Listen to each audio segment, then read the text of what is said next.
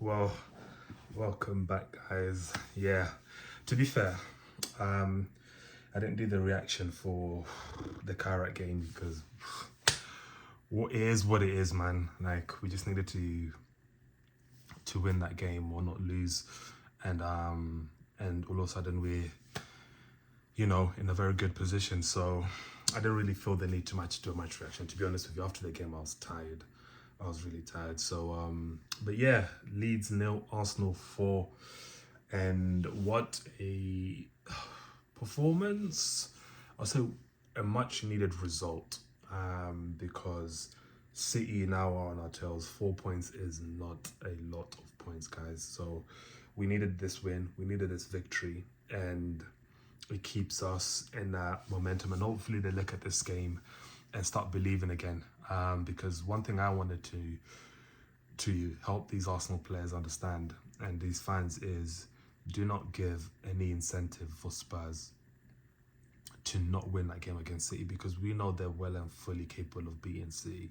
They've done it multiple times in various different seasons. So, losing this game was not an option. Drawing this game was not an option. It was a must win. 3 points and nothing else. And that was a good performance from, not a good performance, but it was a good result. The starting lineup, I was surprised to see Odegaard dropped. Not because he's been playing badly, but because this manager, and we know this manager have his favourites. So I was very surprised to see Odegaard off for this game. But Kai Havertz, guys, I've said it in a lot of reactions, and I'm not sure whether the manager understands it or anyone else around him understands, but I just don't think he understands what he wants from an 8, and I don't think he understands how to partner this midfield, because he just does it all the time. And guys, I've said it, like, I don't think we'll win the league, but I want us to win the league. I believe in my heart that we can go the distance, but there's just certain things that I'm just not confident with. That game, first half, to be honest with you, Nani had a good cameo, to be honest. I know people are laughing at him for the Kyrat game, and to be honest with you, you shouldn't really be surprised. Like, I wasn't really keen on this signing anyway, but I know what we can get from Nani is that if you keep giving him the ball, eventually he'll create something. And it's more or less like a percentage thing with Nani. But going back to that midfield, Kai Havertz was back in there, and I know he had a good 20-30 minutes in the first half against Kyrat, and then all of a sudden, Kai Havertz back in the midfield as is now circling. Guys, if that wasn't a wake-up call, I don't know what is, yeah. But Kai Havertz in there is just as useless as Marino. Like, let's just be honest here. Marino, don't get me wrong, Marino sucks in that midfield, yeah. But at least I can notice Marino. Kai Havertz, boy. And the thing is, those times when he was a bit too high up for my liking. I'm not sure whether he was playing double striker or he was playing as a 10 or was a second 8, but he's just nowhere to exist. He doesn't affect games there. And it's similar because the 2 8s that he wants to play there, aside of Odegaard, are essentially our strikers, really, because Kai Havertz is effective up top, and so is Marino. There's too many times they were just bypassing our midfield too easily, because it's essentially, again, a 2-man midfield. The same scenario we have with Marino in there is the same thing we have with Havertz in there. Havertz in our midfield, honest to God, I don't want to see that again. Genuinely, I would rather see Marino in there. And that says a lot, because Marino in there doesn't work either. But Kai Havertz, boy, he was non-existent in that first half and second half.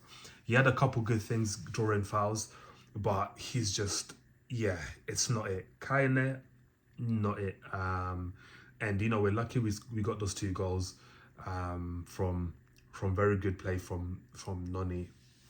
But yeah, we were getting overrun in that midfield a lot of the game. And in that second half, I was saying to this manager, like, I was screaming down the TV, like, make the change, because before you know it, 55 minutes, if they get that goal, it's the momentum is back on them. So we need to make that change. I was happy to see Odegaard back in, because I'm I'm of the belief that there is a player in Odegaard. I know there's a large majority of our fan base who are against Odegaard.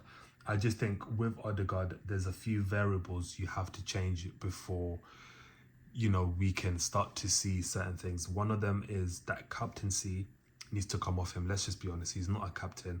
And I think that pressure of having an armband is affecting his performance. And second of all, he's not a 10, he's an 8. And I think most of us can realize that. The amount of times he drops into the pocket between Saliba and Gabriel and picks up the ball and drives, he's more of a dictator. He's not someone that will consistently thread that ball in behind or take or lay off shots. He's not that kind of player. He's a dictator, and that kind of player we need. And I think you can get an inch, not an inch. You can get a level of performance from Odegaard once you obviously need an attacking coach. That's one, and second of all, that armband needs to come off. But yeah, aside from that midfield, good performance. Lovely goal from Zubimendi. You can tell that second half against United, it kind of affected him a little bit, but he was good. He needed that goal. Let's go to our striker. Yeah, guys, look, I've said this in previous match reactions. I've said it again. Come this summer, start looking, man. I'm hearing talks about Julian Alvarez, and I'm not actually, I'm not against Alvarez. I think Alvarez is someone that can offer us a lot of good forward play. And he actually played quite well against us when we played them in the champs. But yeah, Gyökeres had this chance, and guys, I've said it so many times. If people say, how many times does he get put ball in behind here? When that ball came in behind here, guys, I'll be so honest with you, I didn't even think for a second he was going to score that, because he's not feeling me with confidence. Guys, like, the one thing that people have been saying is bread and butter is that ball in behind. He had one today, can't lay a shot. He had one against Forest, can't do anything.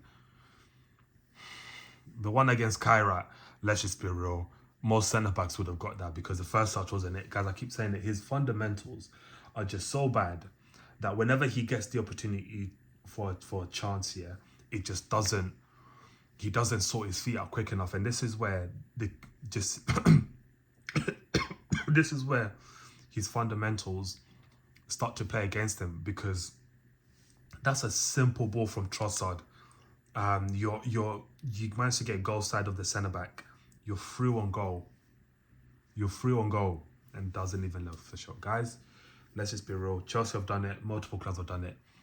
It's not a shame on us here if we ship him off after the first year, because I'm not against that.